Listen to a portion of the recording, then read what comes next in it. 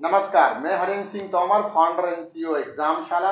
आप सभी का बहुत बहुत स्वागत करता हूं इंटरव्यू सेशन में। आज किसका सेशन है भाई? टॉपर्स टॉक में आप सभी का फिर से स्वागत है। हम पहले सिलेक्शन की बात लाते थे जिनमें वनडे एग्जामिनेशंस को कवर करते थे। अब सब लोग जानते हैं कि एग्जामशाला आपके सपनों की शाला, जो अब UPSC union public service commission के एग्जामिनेशंस की तैयारी शुरू करवा दी है, जिसके पास दिल्ली के एक्सपर्ट यानी जैसे हमारे साथ doctor S M Azad sir हैं, ऐसे ही अवध ओझा सर हैं, ऐसे ही झा साहब हैं, ऐसे ही नरेंद्र शर्मा सर हैं, ऐसी टीम में बहुत सारे लोग मेंबर जो दिल्ली में काफी बच्चों का सिलेक्शन करवा चुके हैं। उन्हीं में से एक सर आज हमारे पास अवेलेबल है, आज हमारे पास इंटरव्यू के लिए आए हुए हैं। इंटरव्यू के लिए हम लोगों ने आमंत्रण किया है। तो सबसे पहले मैं doctor S M Azad sir से चाहूंगा कि क्वेश्चन की शुरुआत उनसे की जाए।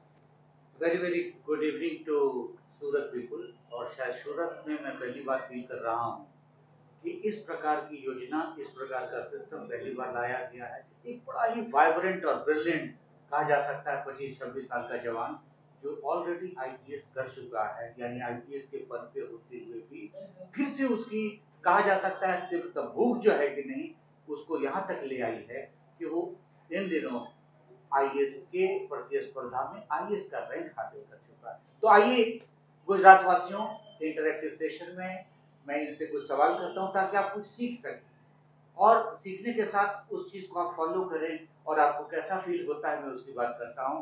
वेलकम आबिद साहब, आपका बहुत बहुत शुक्रिया इस संस्था में आप आए हैं। Thank you. और आने का लाने का प्रमुख उद्देश्य है कि आपका मैसेज जाए एग्जामशाला के प्लेटफॉर्म से कि दिल्ली की टीम एक्सपर्ट लोग आप अपने व्यू को दीजिए। तो सबसे पहली बार मैं आपसे सवाल करना चाहूंगा कि आपको एहसास कैसा हो रहा है आईपीएस का पद हासिल करने के बाद फिर से आपने आईएएस का पद हासिल किया, इसके बारे में कुछ शेयर करें अपना। जी, बिल्कुल ये बहुत ही एक खुशी का मौका था और even after my first attempt जब सिलेक्शन हुआ था it was very proud moment.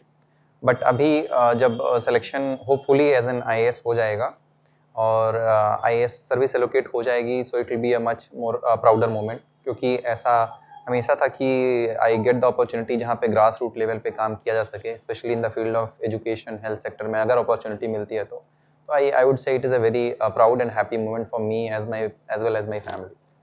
एक दूसरी सबसे बड़ी बात है कि लोगों के अंदर एक बहुत बड़ा कंफ्यूजन बना हुआ है। मैं पिछले 16-17 साल से एकेडमिशियन के साथ साथ मेंटोर के रूप में एक सिविल सर्वेंट होने के नाते एक जो फियर साइकोसिस बच्चों में देखता हूँ वो यह देखता हूँ कि बच्चे ये सवाल करते हैं कि मैं गांव से बिलोंग करता हूँ, मेरी हिंदी अच्छी नहीं है, मेरी उर्दू अच्छी नहीं है, मेरी गुजराती अच्छी नहीं है। जबकि आपका बैकग्राउंड, आप प्लीज शेयर करें अपना व्यू कि ऐसी कोई बाध्यता जैसी चीजें या अड़चन जैसी चीजें नहीं हैं, क्योंकि आप उसका जीता जागता उदाहरण। Definitely, like थोड़े challenges आ सकते हैं because of the background from which we come from. Like I come from a rural background जहाँ पे I have lived in a remote village. तो starting में थोड़े challenges होते हैं, but what is required is कि हम we keep on putting the consistent effort and we keep on dreaming. और अगर मैं ये चीज़ करके over the period of time achieve कर सकता हूँ कुछ, तो आई बिलीव कि ईच एंड एवरी एस्पिरेंट जो भी है, जो लोग भी सपने देखते हैं, with their consistent effort they can achieve their dreams. एक और चीज आप बताएं कि लोग को फील होता है कि इतने यंग बच्चे कैसे हो जाते हैं, तो उसमें कुछ ट्रिक, कुछ मोटिवेशन वाली चीज बताएं, क्योंकि बच्चे हमेशा सवाल करते हैं कि कब से शुरू करें, कहां से शुरू करें और न्यूज़पेपर का क्या रोल है, भूमिका है। क्योंकि बच्चे जो रिमोट एरिया से हैं, यहाँ तक कि जो एक अच्छे स्कूल से भी हैं, न्यूज़पेपर जैसी चीजें, पब्लिक अवेयरनेस का जनरल अवेयरनेस जैसी चीजें उनमें नहीं। उसमें आप बच्चों को क्या मैसेज देना चाहें, क्या बताएंगे? पहली चीज़ मैं ये कहना चाहूँगा, कोई ऐसी एज सच ट्रिक जैसी चीज़ नहीं है। एंड जो ज़रूरी है वो, जैसा मैंने पहले कहा कि एक कंसिस्टेंट एफर्ट की ज़रूरत होती है। और रही बात न्यूज़पेपर की, तो newspaper is something which is not just required for civil services और any state PCS preparation, but it is very much important for us to be a very much like kind of informed citizen, कि जहाँ पे हम एक normal life जीते हुए भी हमको ये ज़रूरत होती है कि हम जाने कि आसपास चीज़ें क्या हो रही हैं, हमारे आसपास क्या कैसे हो रहा है। As a informed citizen it is very important to know the things that are happening around us. तो from that perspective we should have that curiosity कि जहाँ पे हम नॉर्मल न्यूज़पेपर्स को इनकलकेट कर सकते हैं हैबिट को, and over the period of time it becomes useful for multiple examination. That's wonderful. Is it necessary? Is there any parameter regarding that? A person from the affluent society, affluent family, or he should have a very good background of what English and other part of that. Is it mandatory part of that? And this kind of fear psychosis is prevailing not only the remote or urban area, even the people, those who are residing in the urban cities, this kind of tendencies are there. What is true regarding that? I wanted to know your pragmatic experience regarding this one, please. I would say there is nothing as such. One has to be from like very influential family or anything like that. But yes, definitely, if you do not know the language initially, there will be challenges. So, but you need to keep working hard for that. You need to be consistent. जहाँ पे आप daily कुछ words सीखोगे, नए words. Like when I started reading the newspaper during my college days, बहुत सारी ऐसी चीजें होती थी कि जहाँ पे नहीं समझ में आता था. बहुत सारे words मिलते थे, बहुत सारे नए concepts मिलते थे, जो नहीं समझ में आते थे. But over the period of time by making small small notes, उन वर्ड्स को, जो नए वर्ड्स आ रहे हैं उनके बारे में क्यूरियोसिटी होना कि इसको कहाँ पे कैसे यूज किया जा सकता है. Like in around like 6, 7, 8 month we get to know lot of things. बहुत सारे नए वर्ड सीखने को मिलते हैं जिससे वोकेबलरी आपकी स्ट्रांग होती है, और at the same time how to use them, किस कंटेक्स्ट में क्या बोला जा रहा है. So over the period of time with proper effort anyone can do it. अभी रिसेंटली एक अजीबोगरीब चीज, एक अजीब न्यूज आई है या स्टैटिस्टिक देखा जा रहा है कि हिंदी में लिखने वाले बच्चे का रेशियो बहुत मिनिमल है, पुअर है, और ये बड़ा ही डिस्करेजिंग रिमार्क है. Is it true there are something such kind of tendency over there कि हिंदी वाले पिछड़ रहे हैं, या कहा जा सकता है कि उनके रीजनल लैंग्वेजेस वो पिछड़ रहे हैं, उनका रेशियो पिछले 3 साल से कंसिस्टेंसी देखा रहा है, पिछड़ रहा है. इस बारे में आपका क्या व्यू हो सकता है? आई am not very much informed about कि क्या एग्जैक्टली है स्टैटिस्टिक्स, तो मैं उसके बारे में कोई कमेंट नहीं करना चाहूँगा. बट हाँ, ये होता है कि इन इंग्लिश मीडियम थोड़े कंटेंट वगैरह जो रिसोर्सेज हैं वो थोड़ा इजीली अवेलेबल हैं कंपेयर टू इन द जो रीजनल लैंग्वेज या हिंदी लैंग्वेज के होते हैं, जो रिसोर्सेज पढ़ने होते हैं. सो फ्रॉम दैट पर्सपेक्टिव थोड़ा चैलेंजिंग होता है, but I am not exactly aware कि क्या स्टैटिस्टिक्स हैं, तो उसके बारे में मैं कमेंट नहीं करना चाहूँगा. और भी रिव्यू आ रहा है कि इंग्लिश के क्वेश्चन और हिंदी के क्वेश्चन, इंग्लिश के क्वेश्चन का जो हिंदी ट्रांसलेटेड वर्जन है हॉरेंडस है, वो बहुत डिफिकल्ट है, टिपिकल है, जो कि लड़कों का जो रेट कम हो रहा है इसके पीछे एक बहुत बड़ी बात की नजर आती है. What is your view regarding this? I am not very sure about that sir, so yeah I am not sure. अच्छा, ये मैं कल कहीं आपका इंटरव्यू देख रहा था. पहले तो सबसे पहले आपको ढेर सारी शुभकामनाएं. बहुत बहुत शुक्रिया. और मैं कल कहीं आपका इंटरव्यू देख रहा था यूट्यूब के माध्यम से, तो मैं उसमें चीज आपका एक पकड़ा था कि आप जब पहली बार 2019 में अब सिविल सर्विसेज एग्जामिनेशन में जब आपने आईपीएस रैंक किया, उस समय आपने बताया कि मैंने कुछ क्वेश्चन ऐसे थे कि जो मुझे शायद इंग्लिश में ना समझ में आए हो, पर मैं अगर उस क्वेश्चन को हिंदी में देखता तो शायद उस समय मुझे वो क्वेश्चन समझ में आया जाता. तो क्या ऐसा भी है कभी कभी कि बच्चे को दोनों लैंग्वेज को भी प्रेफरेंस देना चाहिए एग्जाम के टाइम पर? हाँ, जैसे ऐसे होता है कि चूंकि इन यूपीएससी मेंस और इवन प्रीलिम्स एक ट्रांसलेशन अवेलेबल होता है, तो कुछ चीज़ें ऐसी होती हैं जिसका इंग्लिश वाला थोड़ा नहीं समझ में आता है. So when we take hint from the Hindi version थोड़ा हेल्पफुल हो जाता है. बट इट डिपेंड्स कि it depends in the particular context, उस क्वेश्चन के कंटेक्स्ट में. जैसे मतलब 2017 मेंस में था, क्रायोस्फीयर के बारे में एक क्वेश्चन था, तो मुझे एग्जैक्टली मतलब नहीं पता था क्रायोस्फीयर का, बट हिंदी में it was somewhere related to him और समथिंग लाइक दैट. तो थोड़ा उससे हिंट मिल गया कि अच्छा इसका मतलब ये हो सकता है जहाँ पोल्स वगैरह की बात की जा रही हो. तो उस पर्सपेक्टिव से I was able to answer that question, not very like decently but yeah to certain extent. तो ये होता है कि अगर थोड़ा थोड़ा आइडिया दोनों का रहेगा तो बेहतर रहता है. बिल्कुल. अच्छा, अब ये एक चीज मेरे दर्शक हैं वो भी शायद ये पूछना चाह रहे होंगे कि जब आप एक पढ़ाई के दौर में होते हैं तो आपके पास बहुत सारा समय होता है, आपके पास पूरा दिन पड़ा हुआ है, आप जब चाहें तब पढ़ सकते हैं, जैसी प्लानिंग चाहें वो कर सकते हैं. जब 2019 में आपका चयन हो गया और आप एक आईपीएस ट्रेनिंग प्रोग्राम में थे या किसी भी दौरान उस समय जो भी गवर्नमेंट की फॉर्मेलिटीज चल रही थी उसमें थे, शायद उतना समय नहीं मिल पाता होगा जितना प्रिपरेशन के दौरान मिल रहा था, फिर भी आपने 500 प्लस से रैंक 203 पर लाकर खड़ी कर. तो ये क्या रहा? मतलब उस समय भी कम था आपके पास और ऐसा कोई कोचिंग का रिसोर्सेज नहीं या इतने ज्यादा नोट्स नहीं या डेली न्यूज़पेपर ना पढ़ पाना, फिर भी आपका रैंक बहुत बढ़िया और इस समय आप आईएएस की पोजीशन पे पहुंचे, कैसे?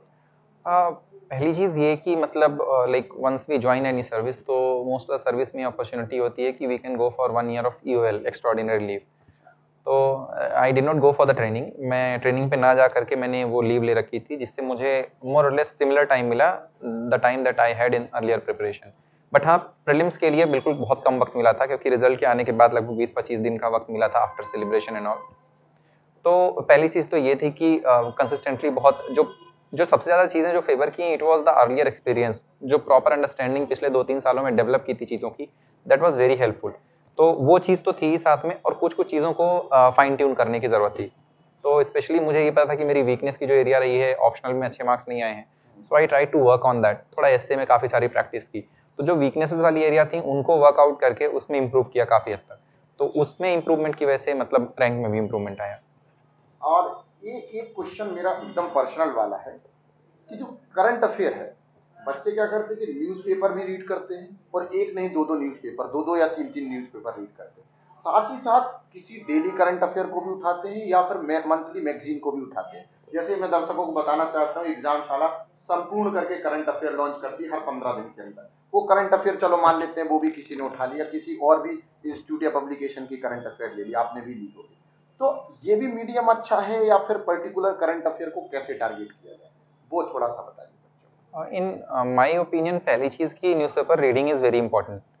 That habit in itself gives very broad perspective, क्योंकि पहली चीज़ यू गेट टू लर्न कि क्या चीज़ आप खुद से एक्सट्रैक्ट करते हो कि हाँ ये चीज़ इंपॉर्टेंट है, ये चीज़ इंपॉर्टेंट नहीं है, तो उससे आपकी एक अच्छी अंडरस्टैंडिंग डेवलप होती है। So that is the first thing कि न्यूज़पेपर पढ़ना तो मस्ट है, आप कुछ भी किसी भी कोचिंग का कुछ भी पढ़ते रहें, बट एक न्यूज़पेपर पढ़ना इज़ मस्ट, क्योंकि उसमें बहुत सारे अच्छे-अच्छे आर्टिकल्स आते हैं और बहुत अच्छे-अच्छे राइटर्स होते हैं जिनसे बहुत अच्छी होलिस्टिक एक अंडरस्टैंडिंग डेवलप होती है। बट उसके साथ-साथ में बिल्कुल किसी भी कोचिंग का आप मतलब अगर लगता है it depends on the individual to individual कि किसको क्या पसंद आ रहा है, तो they can read anything and after that they can sort out कि क्या उनके लिए, क्या उनको सूट कर रहा है, and it depends on individual to individual. और at the same time as we were talking कि हम लोग डेली क्विज के प्रोग्राम्स वगैरह भी कर सकते हैं, जिसमें हम डेली क्विज में कुछ क्वेश्चन सॉल्व करते हैं, तो उससे काफ़ी फायदा होता है। तो जो चीज़ें हमको सीखने को नहीं मिलती हैं, वो चीज़ें हम फिर डेली क्विज के प्रोग्राम्स के थ्रू सीख सकते हैं। उसमें क्या होता है कि डेली क्विज देने से जो चीज़ें हमको लगता है ये इंपॉर्टेंट नहीं थी शायद, उस पर भी इंपॉर्टेंट क्वेश्चन बन सकता है, तो वो चीज़ें कवर हो जाती हैं। एक क्वेश्चन मैं आजाद सर आपसे पूछना चाहता हूँ, जैसे बच्चे इस समय ग्रेजुएशन के दौरान में, कई बच्चों के मन में कंफ्यूजन रहता है कि भाई अभी से प्रिपरेशन करें या ना करें ग्रेजुएशन, क्योंकि हमारे गुजरात का ऐसा कल्चर ही है कि भाई एक बार ग्रेजुएशन हो जाए, आप फ्री हो जाए, फिर फुल फ्लैश फ्री होकर फिर तैयारी शुरू करें। तो आपके हिसाब से क्या मैसेज रहेगा हमारे स्टूडेंट के लिए, अभी से तैयारी करें ग्रेजुएशन के साथ, ग्रेजुएशन कंप्लीट? देखिए होता क्या है जी इंसान का ह्यूमन साइकोमोटर होता है, जी और इंसान के अंदर उसकी स्किल की एप्टीट्यूड वो जब 5वीं क्लास से 6ठी क्लास में जाता है तभी से शुरू होता है। मैं इंजीनियर बनूंगा, मैं डॉक्टर बनूंगा, मैं अधिकारी बनूंगा। धीरे धीरे उस चीज में उसका इंटरेस्ट होता है, उसका झुकाव होता है, लगाव होता है, आगे बढ़ता जाता है। लेकिन +2 करने के पहले टारगेट फिक्स्ड हो जाता है अच्छा कि उसको इंजीनियरिंग में जाना है, उसे मेडिकल में जाना है, उसे एलएलबी करना है, उसे fashion designing whatsoever is that. इस चीज को देखते हुए मैंने देखा है अपने इस तजुर्बे में एक माइंड सेट तैयार हो जाता है, और उसके लिए वो सिंक्रोनाइज करता है सिस्टम को, और किसी न किसी आधार पर, जैसे एनसीईआरटी बुक्स प्राथमिकता दी जाती है 6ठी की, तो एनसीईआरटी को पढ़ने का तरीका समझे और उस टारगेट को शुरू से लेकर के चलता है। वो बिल्कुल, चूंकि इतिहास रहा है, क्या कारण है कि 21 साल का लड़का क्यों हो जाता है सैटिन हसन से लेकर टीना दावी तक, रीजंस क्या है? उसके एप्टीट्यूड तैयार थे अर्ली एज में, और वक्त आते आते बिना किसी वेस्टेज ऑफ टाइम के उस चीज को अचीव करते थे। तो माइंड सेट करना पड़ेगा, टारगेट फिक्स करना पड़ेगा उनको, और इसमें सबसे बड़ी भूमिका पेरेंट्स की होती है, दूसरी भूमिका होती है मेंटोर की होती है। और मेंटोर मैं ये कहना चाहूंगा आपके प्लेटफॉर्म से कि 2 तरह के लोग होते हैं। एक टीचर होता है जो हमेशा कोर्स की बात करता है, कोर्स पढ़ाता है, लेकिन मेंटोर क्या है, एक मैकेनिज्म डायनामिज्म को सामने लाता है, उसको सोचने समझने की कैपेसिटी को डेवलप करता है, प्लस उसके इंटरेस्ट को, जिज्ञासा को डेवलप करता है, जिसके कारण बच्चे उस वाइब्रेंट आइडिया से देखते हैं। इसका जीता जागता उदाहरण क्या है? एक रूरल बैकग्राउंड के बच्चे को देखिए, एक अर्बन बैकग्राउंड पब्लिक स्कूल के बच्चे को देखिए, वो डेली न्यूज़पेपर रीडिंग प्रेयर के बाद पढ़ाई जाती है, वो चीजों को डिकोड कर लेता है। एक और बहुत इंपॉर्टेंट मैं मैसेज देना चाहूंगा कि 50% बच्चे को क्वेश्चन समझ में नहीं आता, जिसके कारण गलतियां होती हैं, नहीं समझ पाता है। उसके पीछे कारण क्या है? वो चाहे इंग्लिश लैंग्वेज हो चाहे हिंदी लैंग्वेज हो, उसको डिकोड नहीं कर पाता है। ये बेसिक फेनोमेना है, न कि यूपीएससी की बात कर रहा हूँ, चाहे बैंक किसी भी सेक्टर का एग्जामिनेशन हो, उसको सबसे बड़ा प्रॉब्लम क्या आता है, चैलेंजेस क्या है कि क्वेश्चन को वो समझ। मतलब अगर आप ग्रेजुएशन के फाइनल ईयर में है, फर्स्ट ईयर में, सेकेंड ईयर में है, तो तैयारी अभी से शुरू कर दे, क्योंकि हम जानते हैं कि बारिश की बड़ी बूंदें छत में छेद नहीं कर पाती, पर छोटी सी बूंद जो बार बार फर्श पर गिर रही होती है, हम देखते हैं कि छेद करने में सफल हो जाती है। तो एक क्वेश्चन और सर से, सर ये ऑप्शनल को लेकर है। कई बच्चे ऐसे होते हैं कि जिनका बैकग्राउंड साइंस होता है, मैथमेटिक्स काफी अच्छा है, मैथमेटिक्स बैकग्राउंड भी बढ़िया रहा है, फैमिली से भी अच्छी बिलोंग की कि उनके टीचर भी मतलब जो रहे उन्होंने भी मैथ्स को टारगेट किया।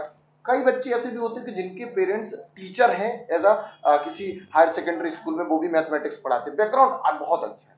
तो क्या ऑप्शनल भी मैथ्स ही लिया जाए या स्कोरिंग कोई सब्जेक्ट है तो बताइए ऑप्शनल के लिए। मैथ्स एज सच ऐसे है कि कोई subject it depends on the individual कि कौन सा सब्जेक्ट में कौन कैसा स्कोर कर सकता है। मैथ्स अपने आप में ही बहुत स्कोरिंग सब्जेक्ट रहा है, जिसमें बहुत अच्छी अच्छी परफॉर्मेंसेज लोगों ने दी हैं। तो डेफिनेटली ऐसा होना चाहिए कि कभी भी ऑप्शनल चुनने से पहले जो मैं बिलीव करता हूँ वो ये है कि आपका इंटरेस्ट होना चाहिए उस सब्जेक्ट में, रेदर देन कि हम ये ट्रेंड पे जाएं कि कौन सा ट्रेंड चल रहा है। जैसे अगर एग्जाम्पल के लिए मैं देखूँ कि मैकेनिकल इंजीनियरिंग हार्डली बहुत कम लोग लेते हैं, बट मुझे बिलीव था कि अगर मैं लेता हूँ उसमें मेरा इंटरेस्ट है तो मैं उसमें हार्ड वर्क पुट इन कर पाऊंगा। तो सेम वही चीज़ होती है कि अगर हम कोई ऑप्शनल लेते हैं और उसमें अगर डीप इंटरेस्ट नहीं होगा, तो चूंकि ऑप्शनल को थोड़ा डीप जाके पढ़ना होता है, तो अगर इंटरेस्ट नहीं होता है, शैलो नॉलेज से थोड़ा कम काम चलता है ऑप्शनल का। तो इसलिए इट इज़ वेरी इंपॉर्टेंट कि हम सबसे पहला जो क्राइटेरिया हो मेरे हिसाब से वो ये होना चाहिए कि आपका उस सब्जेक्ट में इंटरेस्ट होना चाहिए। बाकी सेकेंडरी क्राइटेरिया तो थर्डली होते हैं कि क्या ट्रेंड चल रहा है अभी, किसके कंटेंट इजीली अवेलेबल हैं, आपको पीयर ग्रुप उस चीज़ का मिल पा रहा है कि नहीं, क्योंकि पीयर ग्रुप से काफ़ी फायदे होते हैं, आप आइसोलेशन में अकेले नहीं पढ़ सकते। तो इसीलिए बाकी ये सारे फैक्टर्स हैं, but interest is the primary factor. After that peer group, content कितना अवेलेबल है, रिसोर्सेज कैसे अवेलेबल हैं, और साथ में ट्रेंड क्या चल रहा है, उसके बेसिस। दो क्वेश्चन और हैं जो अंतिम मेरे क्वेश्चन रहेंगे, फिर आजाद सर को मैं बोलूंगा कि वो भी क्वेश्चन पूछे। पहला क्वेश्चन तो मेरा ये है कि इंटरव्यू का जैसे ही सुनता है बच्चा तो बड़ा घबरा सा जाता है कि यार ये इंटरव्यू को कैसे टैकल करें। जब आपका इंटरव्यू हुआ था तब आपको भी ऐसी नर्वसनेस थी कि यार इंटरव्यू कैसा रहेगा और क्या क्या प्रॉब्लम फेस करनी पड़ेगी, और जैसा आप एनवायरनमेंट पहले बनाए थे इंटरव्यू के, जब आप वहां गए तो क्या एक्चुअल वैसा डर था या फिर सब नॉर्मल था, कैसा था? पहले डेफिनेटली मतलब थोड़ा नर्वसनेस होती है, not just in the first attempt, even after giving the first attempt. दूसरे अटेम्प्ट में भी जब अभी मैं इंटरव्यू देने गया तब भी थोड़ी नर्वसनेस थी कि हाँ, क्योंकि बहुत थोड़ी अनप्रेडिक्टेबिलिटी होती है कि कौन से टाइप के क्वेश्चन पूछे जाएंगे। But after getting into the room everything becomes very normal. बहुत अच्छा मतलब बहुत ही प्लेजेंट सा एक्सपीरियंस होता है कि मतलब the kind of question generally जो पूछे जाते हैं, कोई भी ऐसा question generally it will be somewhere related to you, it will try to test your personality from multiple dimensions. तो मैं कहूँगा कि जनरली थोड़ी नर्वसनेस होती है जाने से पहले, but after getting into the room everything is very pleasant और बहुत अच्छा होता है एक्सपीरियंस। अब एक क्वेश्चन जो पर्सनल है, कल हमारी एक स्टूडेंट है यूपीएससी की, वो आपसे भी शायद जिक्र कर रही थी और हमसे भी पूछ रही थी, कई बार कैसा होता है कि जब आप रिदम को फॉलो करते हैं, आप बराबर कंटिन्यूली तैयारी कर रहे हैं, अचानक से सडन एक प्लान चेंज हो जाता है। जैसे मान लो घर में किसी की तबीयत खराब हो गई, अचानक से किसी दोस्त की पार्टी में चले गए या किसी प्रोग्राम में चले गए, या हम सोशल मीडिया एक्टिविटीज में चले गए, आजकल वेब सीरीज का बड़ा क्रेज है मार्केट में, उसको टाइम दे दिया, क्रिकेट को टाइम दे दिया।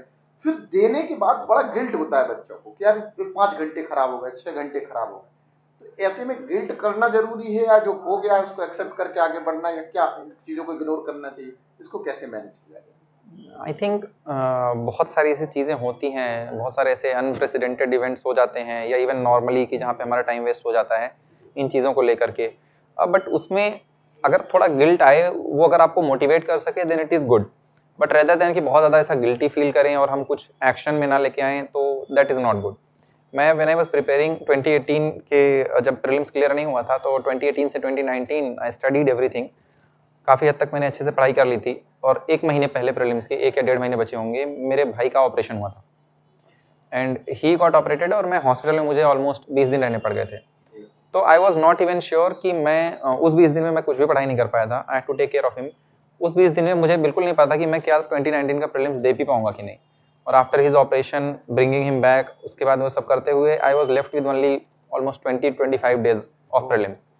तो आई थिंक पूरे अगर प्रीलिम्स के 1-1.5 महीने पहले अगर ऐसी कोई चीज़ हो जाती है तो पूरा आपका थोड़ा जो लय होती है वो टूट जाती है definitely, but that is something much more important than my examination, क्योंकि उसकी लाइफ, उसका वो करना, उसका health was my first priority की भले एग्जामिनेशन में जैसा होगा देखा जाएगा, but that was my primary priority कि हाँ वो ठीक हो जाए। तो उसके बाद में एवरीथिंग वेंट वेल ऑल्सो, ठीक है। तो वो चीज़ रहती है कि बहुत सारे ऐसी चीज़ें हो जाएंगी जिसमें मतलब आप एक्सपेक्ट नहीं करोगे and they will not be, everything does not go according to our plans, but all that we need is कि अगर कोई प्लान में कुछ गड़बड़ होती है फिर भी हम उन चीज़ों के अंदर इतनी वो रखनी चाहिए कि मतलब अपने अंदर कोशिश करनी चाहिए कि हम उन चीज़ को फिर से रिकरेक्ट कर सकें। यहाँ पे एक सजेशन मैं देना चाहूंगा जो शायद आगे भी करें। एक सबसे अहम मुद्दा होता है, तत्व होता है आदमी का डिसिप्लिन और कमिटमेंट, ये माइंडसेट का गेम है ना। बहुत लोग एक वीक तक नहीं पढ़ते हैं कहीं और किसी काम में, लेकिन उनको जहां वक्त मिला वो अपने को रीओरिएंटेट करते हैं, रीऑर्गेनाइज करते हैं और फिर वही उनका वेनम कंसिस्टेंसी आ जाता है। तो इसमें सबसे बड़ी चीज जो मायने रखती है उसका कॉन्फिडेंस और उसका target. The target should be very much, you can say that clear A part of that. किसी भी सेहत से आप सैफिन हसन से लेके बहुत सारे ऐसे को देख रहा है कि फादर का जो है कि डेथ होता है लेकिन कहता है कि नहीं मेरा कंडीशंस क्या है, कमिटमेंट है। यहाँ तक कि स्पोर्ट्समैन सचिन तेंदुलकर देखिए, बहुतों को देखा गया। इसमें सबसे इंपॉर्टेंट चीज क्या होती है, उसका टारगेट, उसका मुकम्मल इरादा, उसका कहा जा सकता है दृढ़ इच्छा, उससे कोई भी उसे हटा नहीं सकता। तो मेरा व्यू इस पीच में है, क्योंकि मैं बहुत से बच्चों को जीता जागता एग्जाम्पल आप नहीं कर सकते, इन्होंने उस कंडीशन में इनका माइंडसेट था और माइंडसेट जिसका होगा। और एक और चीज मैं आपके चैनल से कहना चाहूंगा, UPSC is a game of mindset. UPSC की तैयारी करने के लिए, यूपीएससी प्रिपेयर करने के लिए, पद को हासिल करके आपके माइंडसेट को ठीक करना पड़ेगा, क्योंकि ये सिर्फ इंफॉर्मेशन नहीं है। यूपीएससी इतनी सारी चीजें डाइवर्सिफाइड पढ़नी, आपको इन्वॉल्व होना होगा और हर एक चीज इंटरलिंक्ड है, इंटरकनेक्टेड है और उसकी कनेक्टिविटी को आप अगर याद रखेंगे तो सवाल का जवाब देना आसान होगा, क्योंकि आप अलग कर ही नहीं सकते, इतना एक्सपेंडेड सिलेबस है। इथिक्स, इंटीग्रिटी, एप्टीट्यूड है, पूछिए आज तक नहीं समझ पाए हैं लोग कि इथिक्स, इंटीग्रिटी, एप्टीट्यूड का डायनामिज्म है क्या। It is in a process of progressing. और कहा जाता है कि ये जो दो चीज है, खास करके एसे और एथिक्स, ये बहुत बड़ा मास्टर प्लान है।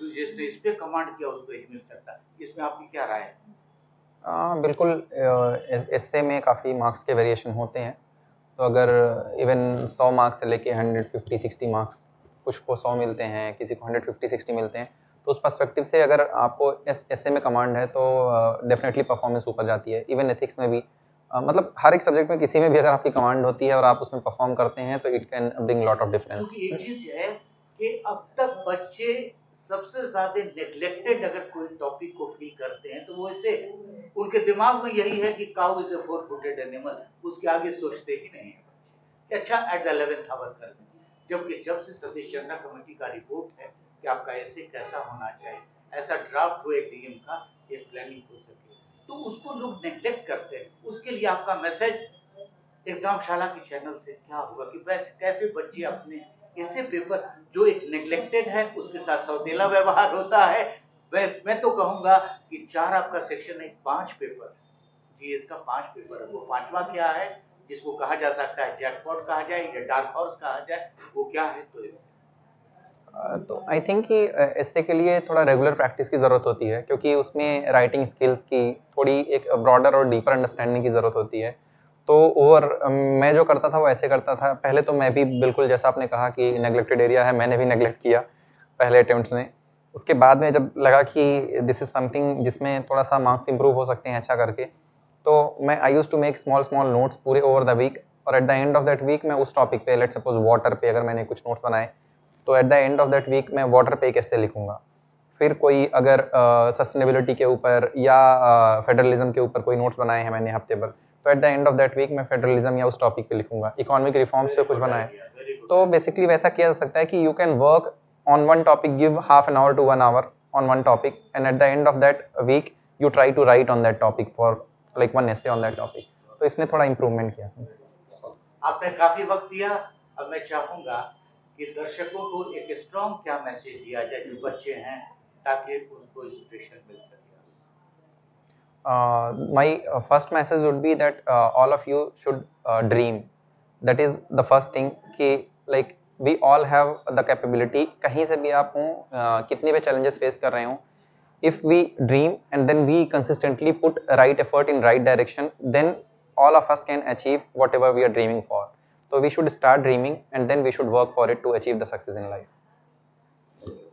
Thank you so much, thank you so much sir, thank you so much आदाब सर, और थैंक यू सो मच मेरे सारे दर्शकों का बहुत बहुत धन्यवाद। ऐसी मुलाकात करते रहेंगे टॉपर्स टॉक में। Thank you so much, thank you.